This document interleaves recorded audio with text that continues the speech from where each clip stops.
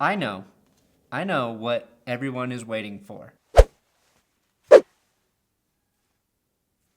Does John Elway have an ace up his sleeve? You better hope so! You better hope he's got that fucking ace up his sleeve! The Denver Broncos have signed right tackle Menelik Watson to a 3-year deal, and you should fucking root for this guy. Why? Because despite being a Raider, he seems to be a really good person. In December of 2014, he donated his game check to a family who had a 4-year-old child who was struggling with a severe heart condition. He's a good man, and before I question his fit as tackle, I needed to point that out. Well, welcome to That's Good Broncos. I am Brandon Perna, your free agent cynic. That's right, cynic, because the Denver Broncos free agency moves are forcing me to be a bit cynical. The Broncos cannot whiff again in free agency like they did last season trying to upgrade the line. Today, they added a tackle, former Raider, Menelik Watson, like I said, which is good because he's a right tackle. And now they have 3 guys who played right tackle and zero left tackles. Let's try to make sense of that. That's Good Broncos.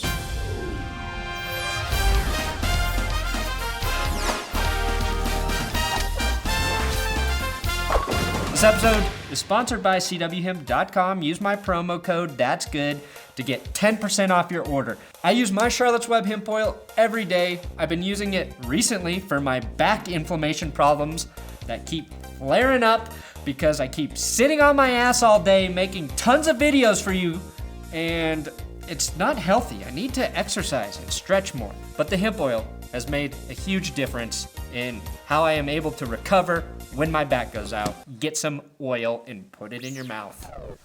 Let me start by stating I am never a fan of free agent signings who have names I don't really know how to pronounce.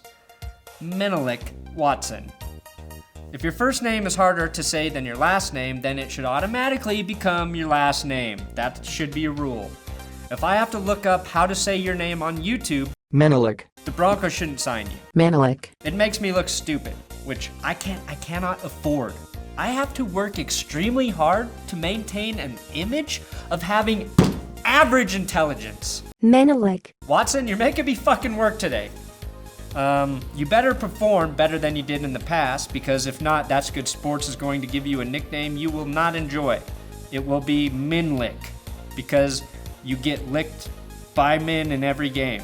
Low-hanging fruit, that's what I do here.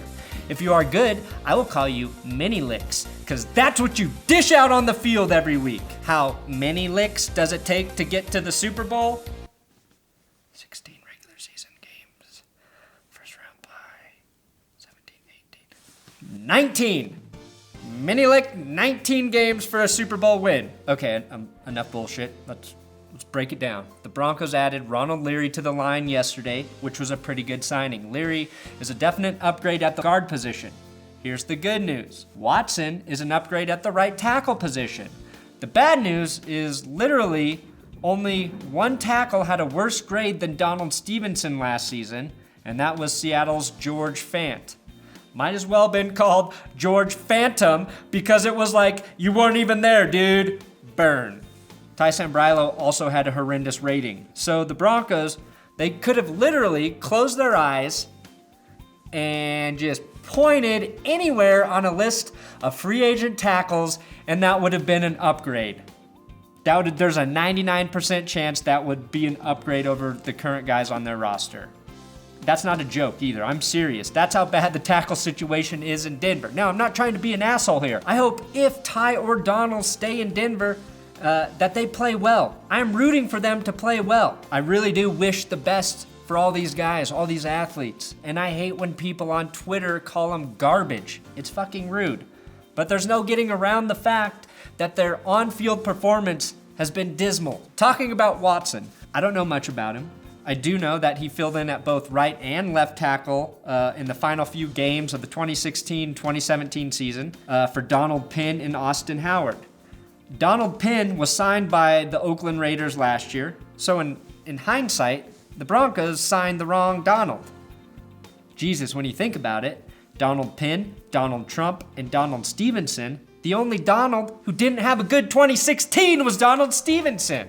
Anyway, the Broncos are paying Watson $18.3 million over a 3-year period. The positive is he can play right or left tackle, as was evident by the roles he filled last year. He may have to play left tackle since Okung is gone, and we know the other two Broncos right tackles don't even play right tackle well, so I don't imagine one of them being forced over to the left side. Watson has been in the NFL for 3 seasons. He has had injury issues. He started 3 games in 2013, 9 games in 2014, and 5 games in 2016, and missed all of 2015 with a ruptured Achilles tendon.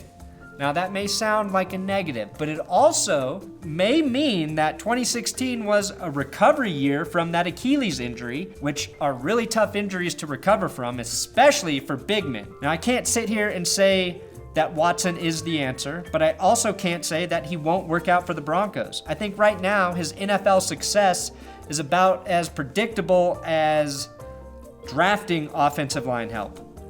The upside is he was a 2nd-round draft pick, meaning NFL scouts must have believed in his potential. He's also from Manchester, England, so that's pretty fucking cool, and honestly is a tremendous athlete. I don't believe he even started playing tackle until he was well into college, as he was pursuing a basketball career. So I believe that the thinking here on Denver's side is that athletically he has a lot of potential and suffered an unfortunate injury in 2015 that sort of hindered his growth as an NFL tackle.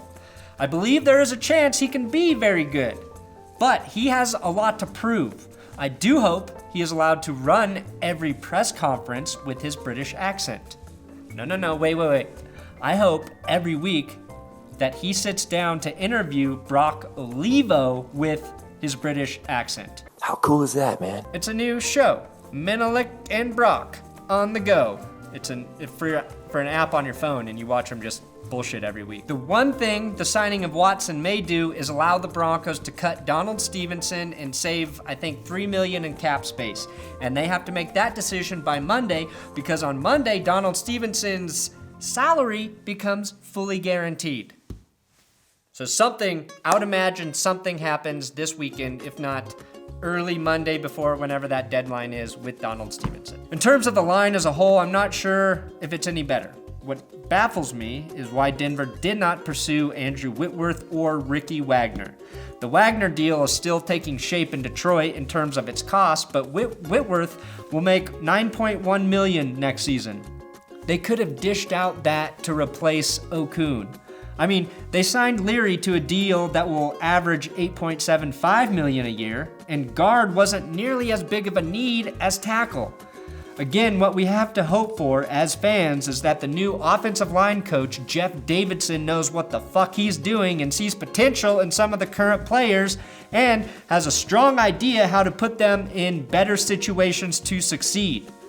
I can't pretend like I know what makes really good offensive linemen. Trying to evaluate them will make you fucking fall asleep with boredom. So, I have to trust that the coaching staff and John Elway know what they are doing. But I think we can all agree that it feels like the Broncos are still going to have some major issues at tackle. And that includes the idea that they may have to draft a tackle in the 1st or 2nd round. They have not been good at drafting offensive line talent, and the same guys who make those decisions are still in Denver, except for the one that went to San Francisco. So, who knows if that's good or bad. What I'm saying is I don't trust the draft for linemen. I haven't even mentioned that we still don't know what the hell is going to happen with Tony Romo. So when the Broncos make more signings, or something happens with Romo and the quarterback situation, I will return with more expert opinions. If it's an opinion, it doesn't matter if it's right or wrong. Just real quick, I wanted to remind everybody that it is Friday night, so go out and have fun, be safe, and get on the dance floor and dance like this. If you send me videos at the club of you dancing like this, I'll put it on the show, but you gotta do it just like... Thanks for watching another episode of That's Good Sports. Enjoy your Friday night, but subscribe here on YouTube. You gotta subscribe to me on YouTube and then follow me on Twitter at Brandin Perna. It's my fucking name. It's my fucking Twitter. Let's fucking talk. CWHemp.com. Use my promo code, That's Good. Get your 10% off your order. Get that hemp oil in your body.